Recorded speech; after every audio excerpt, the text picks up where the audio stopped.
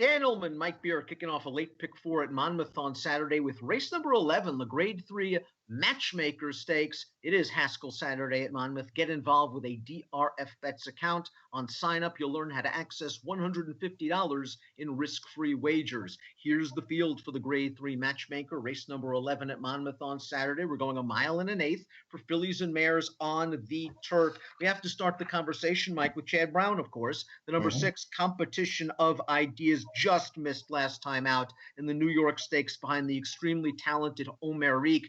She just didn't break very well that day, then was last on the backstretch, came with a big wide move in the stretch while Omerique was able to save some ground, and she almost got there. Yeah, she ran great in her last 2 races, I thought, Dan. I mean, she's a filly who, as a 3-year-old last year, started to get really good. She won the last 3 starts of the year, including the Grade 1 American Oaks with a big run from off the pace. She's gotten even better this year.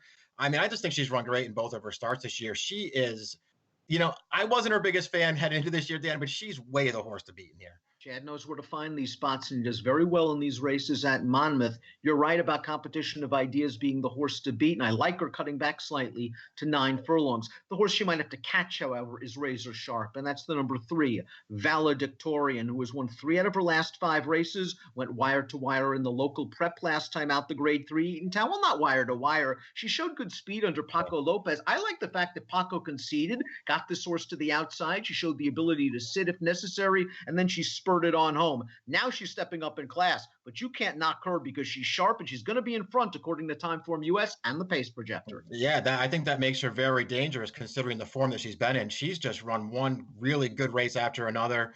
I would be maybe a little concerned about the 9 furlongs for her against these kinds of horses. She did win at 1 1/8 in the Suwannee River, but she just got loose on a very slow pace. That I think things will be a little different here. And I do think these are better horses, but I can't knock this horse, Dan. The X factor in this race is the number 4, Touriga, making her first start in North America, now with Graham Motion, a Group 1 winner, a multiple group winner in Brazil. We have not seen her since October at the races.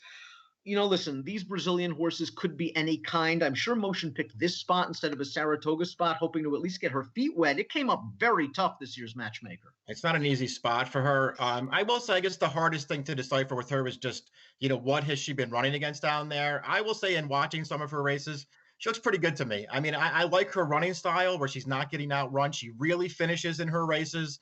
I don't know if she's good enough to beat this field or not, Dan, but she looks pretty good to me on tape. Zenobia is the number 7. Zenobia had some form overseas, so it might not be a good idea to just simply discount her off for 1 race in North America. What did you think of that performance? I didn't love it, and I didn't think she was meeting the strongest field in the world.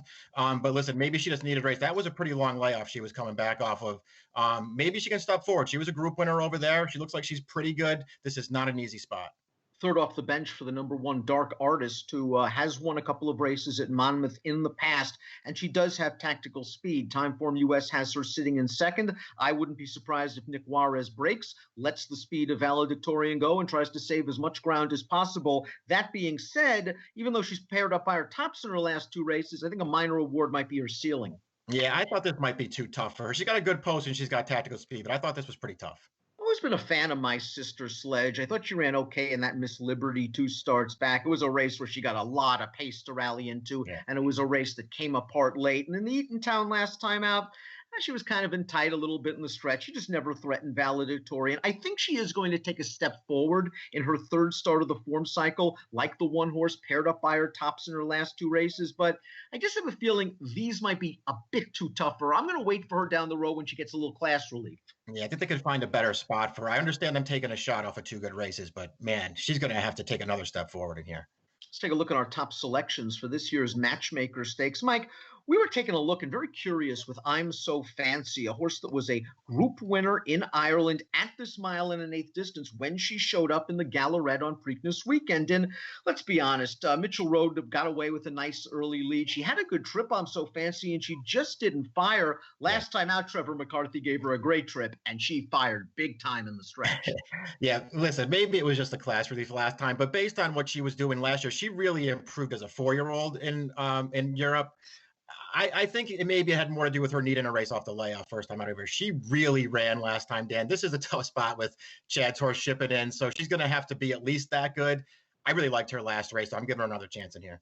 And I love the tactical speed. I mean, she's going to get the jump on Chad Swerst turning into the stretch. She's not your typical European plotter. She can sit the pocket or sit just off the pace, as she did in her first 2 North American starts. And she's going to be a decent price in here. Competition of ideas, just a moto horse in this race, getting a little bit of class relief for Chad. I know Chad's trying to find a bridge to the Beverly D, and he probably didn't want her to get beaten up against the big 3 in the Diana last week. So here's a spot for her. I'm going 6, 3, and 2. Mike, you'll bet I'm So Fancy at what price? 4 to 1?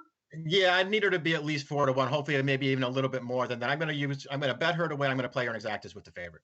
Kicking off the pick 4 in the grade 3 matchmaker, competition of ideas for Chad Brown. I'm So Fancy for Arnaud Delacour. Don't forget Valedictorian for Kelly Breen on the lead. Don't forget to play this card with the DRF Bets account. Sign up, access $150 in risk-free wagers. Approximate post time for the kickoff leg of the Blake Pick 4 at Monmouth on Saturday, 5:08 Eastern. Good luck.